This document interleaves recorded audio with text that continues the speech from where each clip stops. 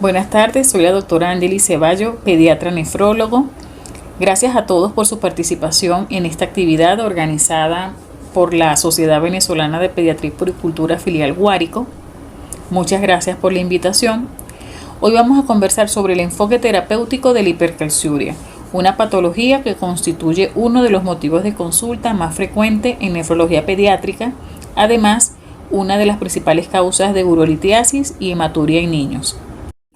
La hipercalciuria es una condición clínica caracterizada por una elevada excreción urinaria de calcio, afecta a todas las edades, géneros y grupos raciales y se considera el principal factor de riesgo y la alteración metabólica más frecuente en niños y en adultos con litiasis del tracto urinario.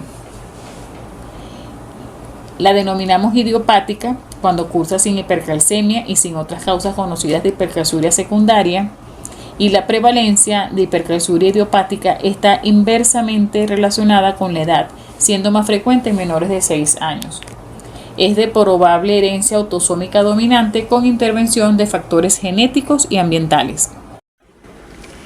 Para lograr mantener el equilibrio del calcio en el organismo, debe existir un equilibrio entre diversos mecanismos que dependen del intestino, del riñón y del hueso, con influencia de ciertas hormonas como la PTH y el calcitriol. Las alteraciones en la regulación del metabolismo del calcio en estos órganos se consideran como factores etiológicos de la hipercalciuria idiopática. Es una anormalidad metabólica caracterizada por un transporte alterado de calcio en intestino, riñón y hueso. Podemos clasificar la hipercalciuria como secundaria o idiopática. Esta última se relaciona frecuentemente con interacciones tanto genéticas como ambientales. Los genes específicos que se proponen como determinantes de la excreción urinaria de calcio incluyen aquellos que afectan al sensor receptor de calcio, a los canales de calcio intestinales y renales y al receptor de vitamina D. Para poder denominar la hipercalciuria como idiopática, debe existir hipercalciuria aislada en ausencia de hipercalcemia. Además, se deben descartar otras causas y no existir antecedentes familiares significativos de litiasis o de nefrocalcinosis. En general, la hipercalciuria tiene un carácter familiar pseudodominante que combina los factores genéticos y dietéticos. Existen múltiples causas de hipercalciuria secundaria: renales, el síndrome de Batter, Fanconi, la acidosis tubular renal distal, el reflujo vesicoureteral, asociado a enfermedades sistémicas como la diabetes, trastornos tiroideos como hipotiroidismo, hipertiroidismo, algunas neoplasias o trastornos nutricionales por exceso como en la obesidad, causas metabólicas como en hipercalcemia, hipofosfatemia, acidosis metabólica, inmovilización prolongada. También hay ciertos medicamentos que pueden aumentar la excreción urinaria de calcio, medicamentos por ejemplo como los diuréticos, furosemida y tiazidas, fármacos inmunomoduladores como el tacrolimus y la ciclosporina, algunos antibióticos como el ceftazidime, antifúngicos y los esteroides. Estos son fármacos que pueden estar relacionados también con hipercalciuria. Causas tóxicas relacionadas al litio y plomo, y las causas nutricionales como la hiperalimentación parenteral, la dieta cetogénica y los hábitos dietéticos. Estas últimas causas que les comento, de todas las causas de hipercalciuria, la más frecuente es sin duda la relacionada con los hábitos dietéticos. Teniendo en cuenta que de todas las causas de hipercalciuria, la más frecuente está relacionada con los hábitos dietéticos, vamos a considerar ciertos puntos relevantes que tienen que ver con el área nutricional. Con respecto a la ingesta de sodio, tanto en niños como en adultos se ha comprobado que existe una relación directa entre la excreción urinaria de sodio y la de calcio, posiblemente por la disminución de la reabsorción tubular de calcio que ocasiona el aumento de sodio a nivel del túbulo renal. Con respecto a la ingesta de potasio, también se ha demostrado que la excreción urinaria de calcio y de potasio tienen una relación inversa. Un aumento en la ingesta de potasio disminuye la excreción urinaria de calcio. aparentemente por estimulación de la reabsorción tubular de calcio. Además, si tenemos en cuenta que los alimentos ricos en potasio son en su mayoría de origen vegetal, esto tiene un efecto positivo, disminuyendo la carga ácida y en consecuencia la excreción urinaria de calcio. Con respecto a la ingesta de proteínas, el exceso de proteínas en la dieta produce hipercalciuria por varios mecanismos: por aumento de la filtración glomerular, aumento en la producción de calcitriol secundario a un aumento de la masa renal, aumento de la carga ácida. Esto va a estimular la acción amortiguadora del hueso para poder movilizar el calcio en intercambio por el exceso de hidrogeniones circulantes, y también por el estímulo de la acción osteoclástica e inhibición de la actividad osteoblástica que ejerce la acidosis metabólica sobre el hueso. También es importante tener en cuenta que cualquier exceso en la ingesta de alimentos que produzca residuos ácidos, como por ejemplo el exceso de proteínas animales, o cualquier déficit en la ingesta de alimentos que produzcan cargas alcalinas como las frutas y las hortalizas, esto va a tener como resultado una carga neta ácida positiva que induce al hueso a ejercer su papel amortiguador, con la consecuente salida del calcio al espacio extracelular y su posterior eliminación a través de la orina. También es importante tener en cuenta el efecto que tiene el exceso de ciertos tipos de azúcar, entre ellas la glucosa y la fructosa, ya que se ha determinado en varios estudios clínicos que este tipo de azúcar, como glucosa y fructosa, pueden aumentar la excreción urinaria de calcio debido a una disminución en la reabsorción tubular de calcio y a una alteración también en el metabolismo de la vitamina D. En relación a la clínica, la mayoría de los casos pueden ser asintomáticos durante un tiempo variable.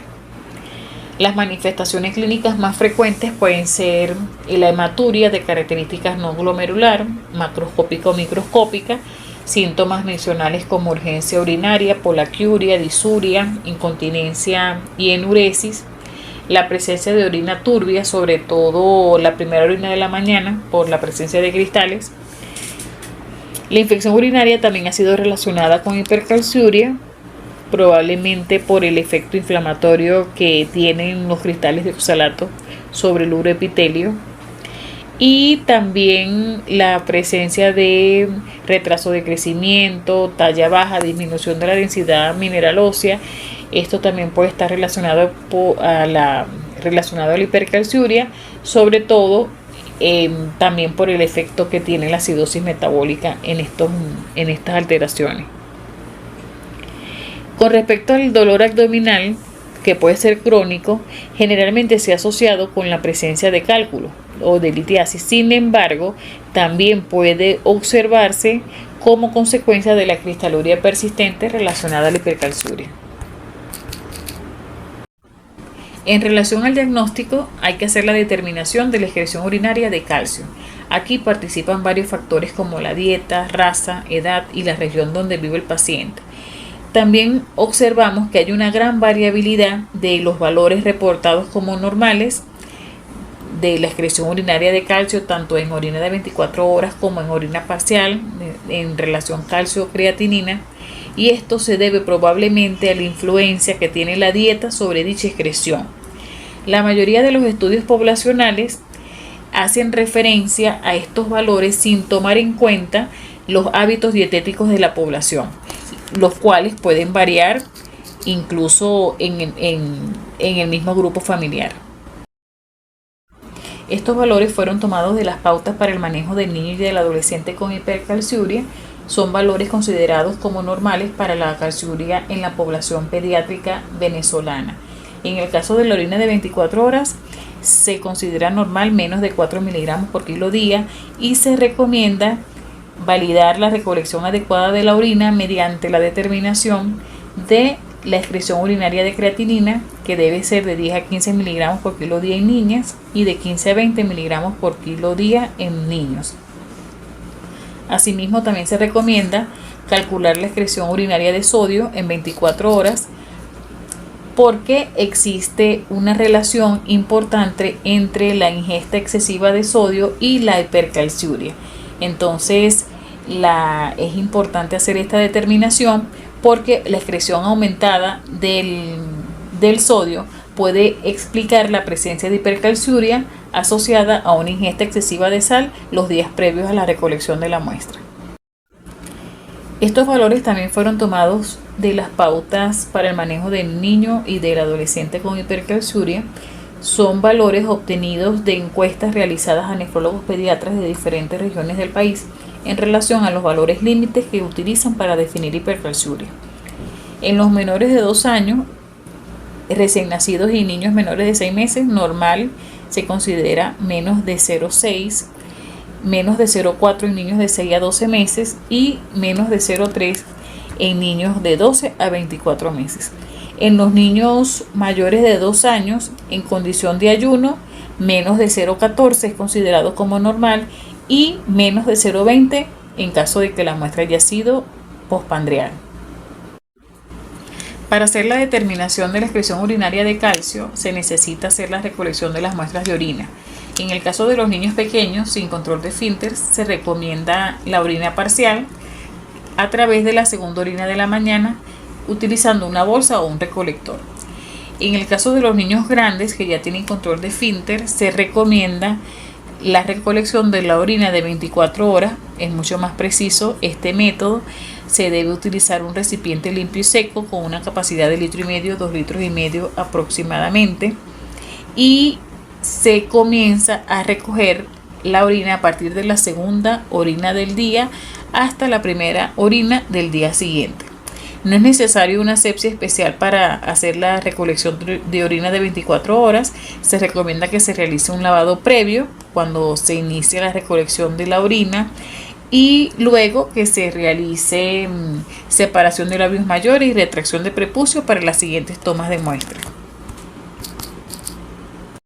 Es importante tener en cuenta que no se deben analizar los valores de calcio creatinina en orina parcial o la calciuria en 24 horas de forma aislada, porque estos valores pueden variar considerablemente en el paciente dependiendo de la dieta que haya tenido días previos a la recolección de la muestra. Hay otras pruebas que también nos van a ayudar a ampliar el estudio del paciente, sobre todo en aquellos niños que la hipercalciuria persiste a pesar de las recomendaciones y de las medidas terapéuticas indicadas, o en pacientes con antecedentes de infección urinaria, con talla baja o con diagnóstico de litiasis.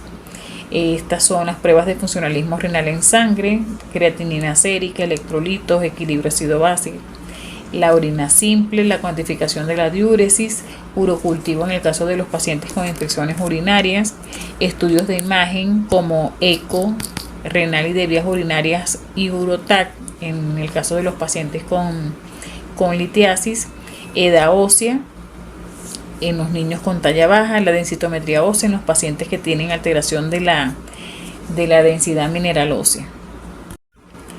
En el tratamiento vamos a conversar sobre las medidas generales. En los casos de los pacientes con hipercalciuria asintomática, se recomienda educar a los padres con el objetivo de mejorar los hábitos nutricionales del paciente y lograr una alimentación balanceada para el niño y para toda la familia, y con esto pues disminuir el riesgo de el aumento de la excreción urinaria de calcio. Recomendaciones dietéticas: comenzamos con aumentar la ingesta de líquidos. Se recomienda que sea 150% de los requerimientos diarios, aproximadamente de 2 a 3 litros día por metro cuadrado de superficie corporal, o 30 ml por kilo día para lograr una diuresis superior a 1.5 cc por kilo hora. Evitar las gaseosas, las bebidas deportivas y las envasadas. También se recomienda disminuir la ingesta de sodio, que esté por debajo de 3 miliequivalentes por kilo día, que eso aproximadamente corresponde a 70 miligramos por kilo día. Evitar alimentos con alto contenido de sodio, como chucherías saladas, embutidos, quesos salados, salsas envasadas, enlatados y alimentos altamente procesados.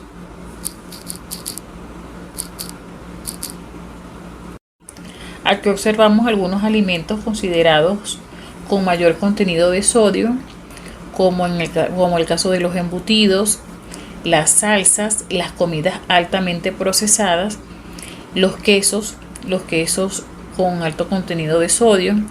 Y es importante también poder detallar las diferencias que existen con respecto a los alimentos en su forma natural y conservados, como los enlatados, por ejemplo, que el porcentaje de sodio en los alimentos enlatados es excesivamente alto, y esto es importante que se le explique a los papás para que podamos contribuir en esos cambios de los hábitos nutricionales que necesitamos en el paciente.